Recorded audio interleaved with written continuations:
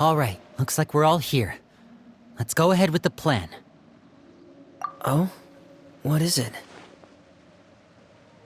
What makes you ask that? Well, we kinda ran into Clairview last night, and that's what she told us. We met the doctor back in Sumeru. He's super dangerous, and he's done all sorts of bad things.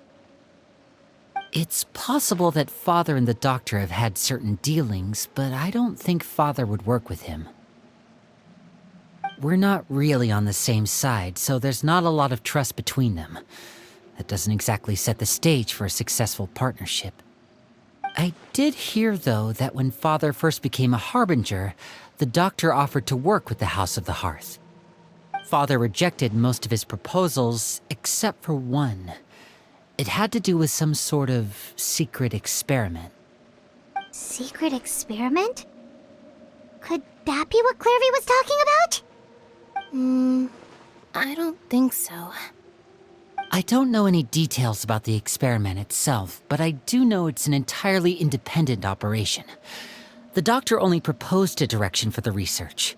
That was the extent of his involvement. I still don't think that counts as working together.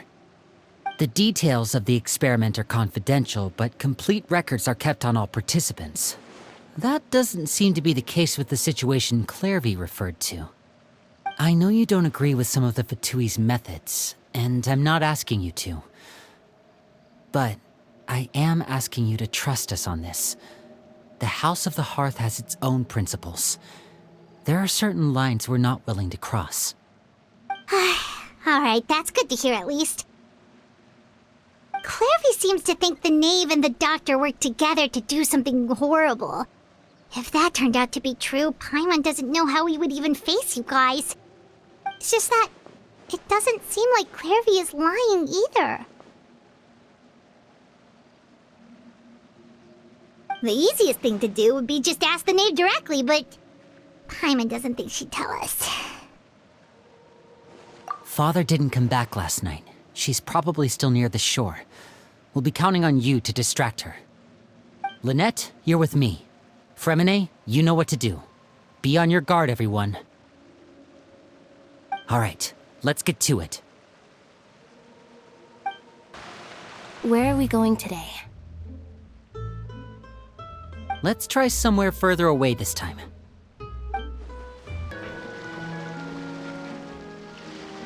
Ah, it's you two again. I must say, you look a bit pale. Did you have trouble sleeping last night? A little. Perhaps if you had less on your mind, you'd be able to absolve yourself of such troubles. So what are you planning to do now? Catch up on some sleep? Or should I give you some time to rack your brain for a topic to discuss before I ask any questions? Although I must profess to being curious. Without Child here, how do you plan on distracting me? Us? Distract you? A good one. But no, we were just here for a chat. Looks like you could have used some extra time to think. No matter. If you don't have any other plans, why don't you accompany me somewhere? Don't worry. I'll be sure to steer clear of any scheming children. The ocean breeze is sure nice today. Children always think they can hide things from the grown-ups. But nothing gets past me. Least of all a little scheming. I think I'll let them have at it for a little longer. I can be very patient. Well, I'll leave you to think things over. If you're so inclined, meet me outside the Palais Mermonia. Good things come to children who do as they're told. So I do hope you decide to tag along. If only for your friends' sakes.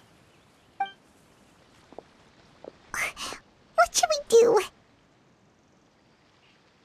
She clearly knows about everything we've been doing, and Paimon doesn't think it'd be a stretch to say she was threatening us just now.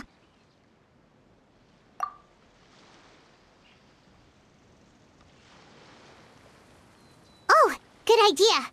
Hopefully he sees it in time. Well, we should probably head to the Palais Mermonia. Paimon doesn't want to find out what happens if we don't show up. Based on what the knave was saying just now, it sure didn't seem like it'd be anything good. Okay, then we probably shouldn't keep her waiting. It seems like Linny and the others are on thin ice, so let's do our best to not get them in any more trouble. Seeing as we still have some time before my meeting, we might as well enjoy some pleasant conversation while we wait. I'm glad to see you get along with my children. Being surrounded by good companions is necessary for a child's development. You're not planning on doing anything to them, are you? I assume you're referring to Linny, Lynette, and Fremine. Although, there's that situation with Filial and Nentoy as well. It appears quite a few people have been acting out lately. No matter. I'm not one to discriminate. All those who betray the house meet the same fate. There are no exceptions. Does that mean you're going to kill them? Oh, are you here to beg for their lives? I'm sorry to disappoint, but the rules of the house change for no one. In my organization, everyone is responsible for their own actions. But don't you care about them at all? They really respect you. They even call you father. You must feel something for them. Any organization in which feelings come before principles is one destined for ruin. The House of the Hearth is hardly an exception. You could say our principles are more stringent than most. Perhaps I can offer you this consolation at least. As our guests, you two will not be held accountable along with them. I would imagine Linny, Lynette, and Fremine will be able to keep their lives. As for Filial, Nentoy, and the others, I'm afraid there's little I can do. They can try to escape, but once you know our secrets, there's no getting out alive. But that's awful. Ah, you seem concerned.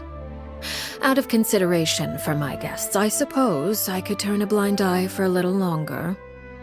If Linny and the others manage to dispose of Clairvy in the meantime, all evidence of their wrongdoing will be lost. In that case, I could hardly punish them for something I couldn't prove. If their efforts are unsuccessful, on the other hand, all will be held accountable, and the punishment will be severe. Of course. Oh, and here, I believe this belongs to you. Do try and keep better track of it next time. It takes a considerable amount of time to train a bird like this. It would be such a pity if you were to lose it. Permanently. Wait, where did you get that? Well, I'm afraid that's all the time we have to chat. Now, for the matter at hand. I asked you to meet me here because I have business at the Palais Mermonia. It has nothing to do with you, but I think it would be prudent for you to stick by my side for the time being. There will always be time later to run off and tell Linny what you've learned. Well, time to go. Looks like we wrapped things up just in time.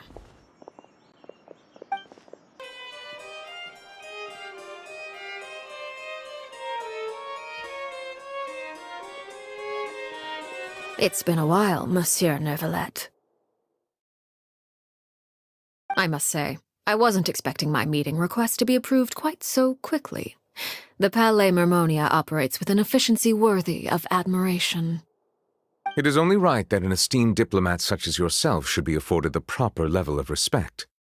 Although, if I may speak plainly, I must confess that I did not anticipate we would have the occasion to meet again after presenting you with the Gnosis. I see you've brought the Traveler and Paimon with you as well. If I may inquire as to the purpose of your visit. I'll be departing Fontaine shortly. There is, however, an outstanding matter that I would like to see resolved before I go. It requires a rather lengthy explanation, I'm afraid. So I took the liberty of explaining everything in this proposal. Please review it at your leisure, Monsieur Neuvillette.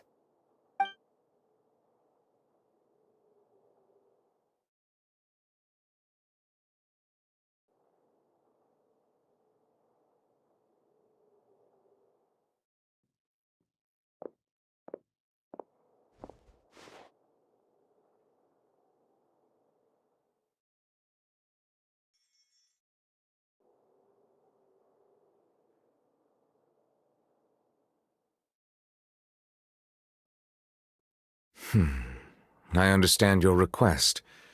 However, at the risk of causing offense, I must admit that I fail to see why you would wish for such a thing. I heard you have a certain fondness for water tasting, Monsieur Neuvillette, so allow me to use water as an analogy. A family is like a large body of water with countless rivers flowing in and out. As someone who watches over this system, I would hope that each river that flows from the source will eventually reach the ocean. Of course, objectively speaking, I know this is impossible. Most of the rivers will dry up along the way, disappearing into the ground and leaving nothing but a barren riverbed behind. Not all rivers are destined to reach the ocean, but I would not see their existence rendered meaningless. I believe the water that flows within them is simply meant for a different destination, like a field in need of irrigation.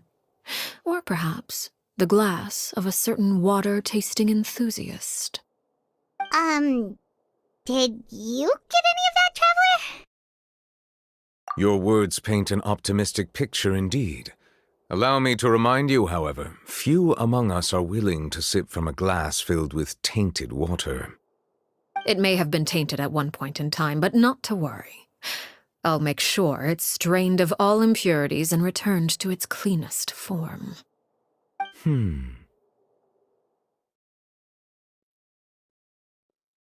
I seem to recall there being a transactional aspect to your proposal.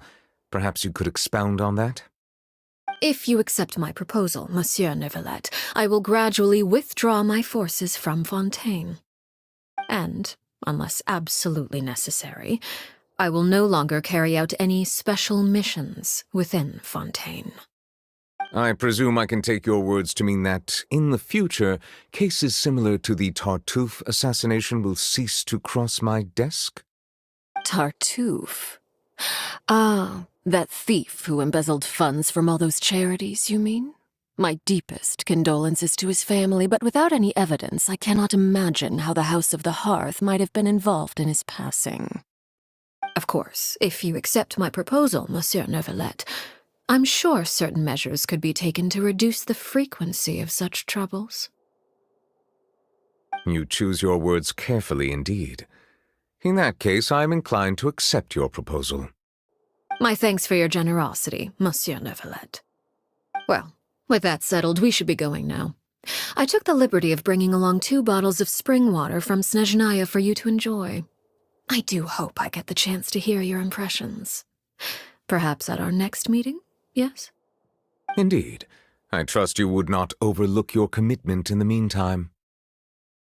All right, Traveler Paimon. Time to go.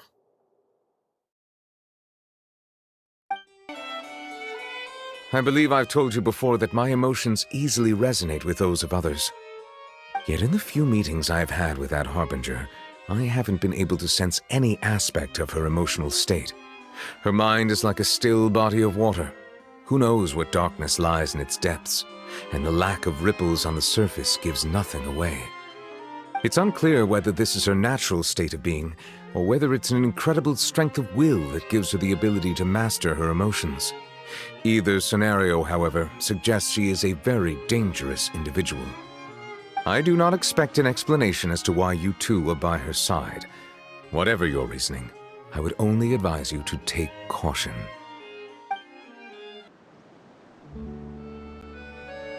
So, what exactly were you talking about back there? Paimon only heard you mention some rivers, a large body of water, and then some kind of irrigation scheme. You really want to know? I would imagine there might be more pressing concerns at the moment. Lenny, Paimon really hopes everything's going okay.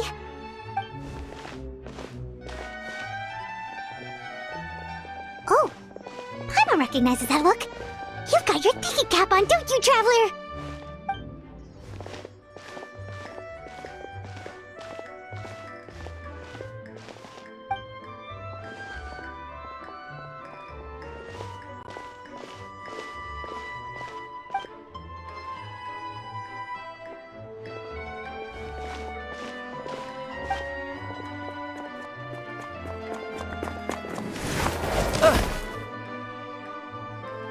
Oh, shoot. Are you alright? Oh, jeez. I'm so sorry. I was so focused on selling these papers, I wasn't looking where I was going. Well, let me make it up to you at least. Here, take this paper. On the house.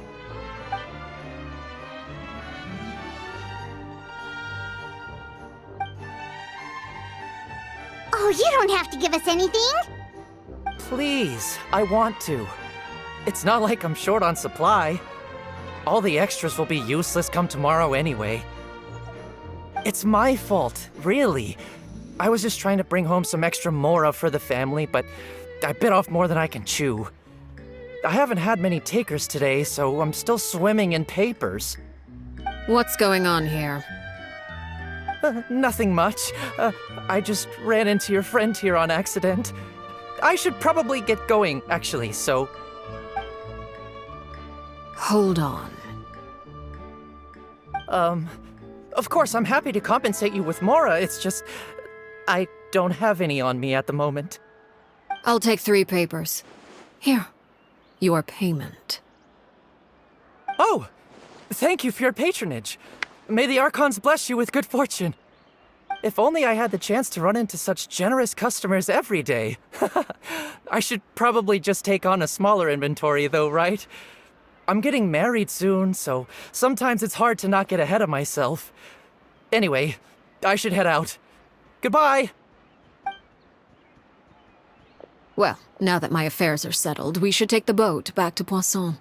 We've even acquired some light reading to enjoy along the way. Actually, why don't we stick around for a little longer? Paimon just realized how hungry she is. She can't head back to Poisson on an empty stomach.